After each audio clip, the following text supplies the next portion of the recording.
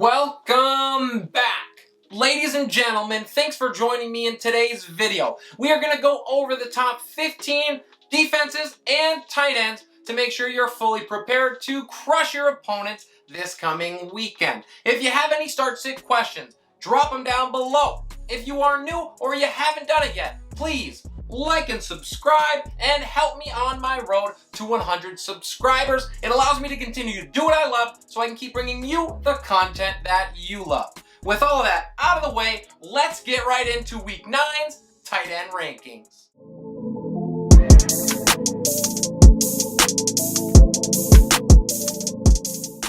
We will start this one off with Darren Waller on the road against the Giants.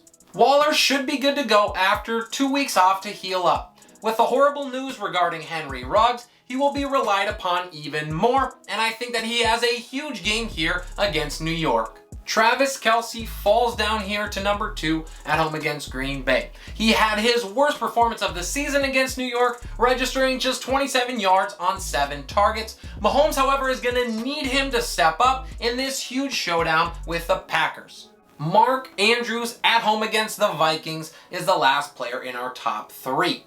Andrews has 26 targets in his last 3 games and is going to continue to be relied upon heavily, even in a tough matchup versus a Vikings team that is allowing just 8 points per game to the position. He is a must start as the Ravens return from their bye. We move on to Kyle Pitts on the road against New Orleans. And Pitts busted hard last week and now faces a top 6 defense to tight ends. But don't lose hope, he still saw 6 targets last week, and he is basically the only option that Matt Ryan has catching passes. Mike Gesicki gets Houston this week at home. He rounds out our top 5. He has 3 straight finishes in the top 10 and now gets a Houston defense that is allowing 17 points a game to the position, which is 5th most in the league. I love Tua this week, and a big reason for that is Mike.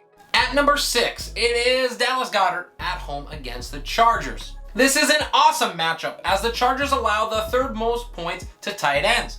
Goedert will make it 3 straight finishes within the top 8 and is proving to be an excellent option since the Eagles traded away Zach Ertz. A big welcome back to George Kittle. He is our 7th ranked player at home against Arizona. This is a brutal matchup against the NFL's top defense to tight ends, but Kittle should be solid coming back from injury. The 49ers are going to need to put up points, and Kittle saw 19 targets in his last 2 games before going out.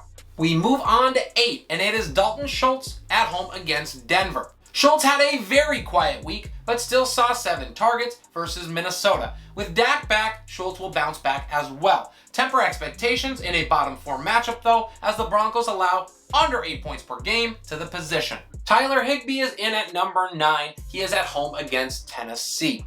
His floor has risen a little bit in the last couple weeks, and I think that there are going to be plenty of points scored in this game. Higbee is certainly going to be involved in that. Zach Ertz is the final player in our top 10. He goes on the road to face the Niners. The 49ers are a top 10 defense to tight ends, but Ertz has been dependable in 5 of his past 6 games, finishing outside the top 16 just once in that span. He keeps that streak alive here.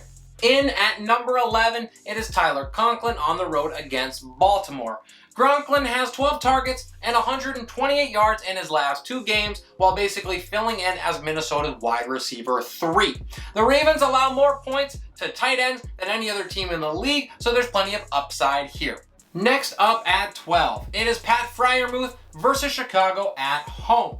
Fryermuth has racked up 102 yards and a touchdown in his last 2 games. This is a really tough matchup, but he should see close to 7 targets again, so his floor is decent. Lucky number 13 is Jared Cook going on the road to face Philly.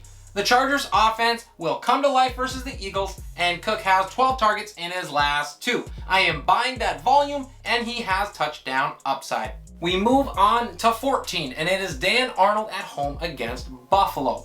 Arnold was able to finish top 5 last week, and he saw 10 targets. We know that the Jags are going to be behind in this game and throwing often, so there's going to be plenty of opportunities for Arnold. Up next at 15, it is Hunter Henry on the road against the Panthers.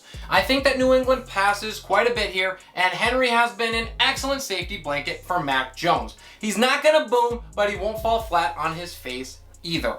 Now let's move to our notable omissions, and I have a pair for you. The first one is Cole Kmet on the road against Pittsburgh, and I'm just trying to avoid Bears pass catchers whenever I can. CJ Uzomah versus Cleveland is up next, and I think that Joe Burrow funnels targets more to his wideouts this week. Uzomah has plenty of bust potential, so I am avoiding him this week if at all possible. With all of our tight end options out of the way, let's get into Week 9's defenses.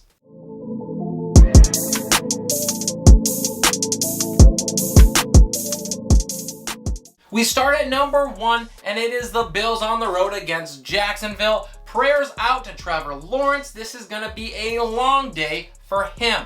Up next at 2, the Saints at home against Atlanta. I think that New Orleans steps up defensively with the loss of Jameis Winston. Third-ranked team here is the Steelers at home against Chicago. You have an elite defense meeting an offense that is still trying to figure it out. That means points for owners. At 4, it is the Colts at home against the Jets. Rounding out the top 5, Dallas at home against the Broncos. The Cowboys have been excellent, and Denver has a propensity to turn it over. At 6, it is the Patriots on the road against Carolina. And while CMC's return will certainly help, Belichick cannot wait to face Sam Darnold. The Rams are at 7 at home against Tennessee, and I cannot wait to see what this defense looks like with Von Miller. At 8, it's the Dolphins at home against Houston. I think that Houston still struggles even with the potential return of Tyrod Taylor. In at number 9 is the Cardinals defense on the road against San Francisco. The Panthers defense rounds out our top 10. They have been elite, and I don't think that there are many points scored in this game. We move on to 11, and it is the Raiders at home against the Giants, who will not have Saquon Barkley or many healthy receivers, if any. At 12, it is the Bears on the road against Pittsburgh. Pittsburgh's offense is just meh at its best. And their weapon in Najee Harris also happens to be Chicago's greatest strength, so I think that they struggle.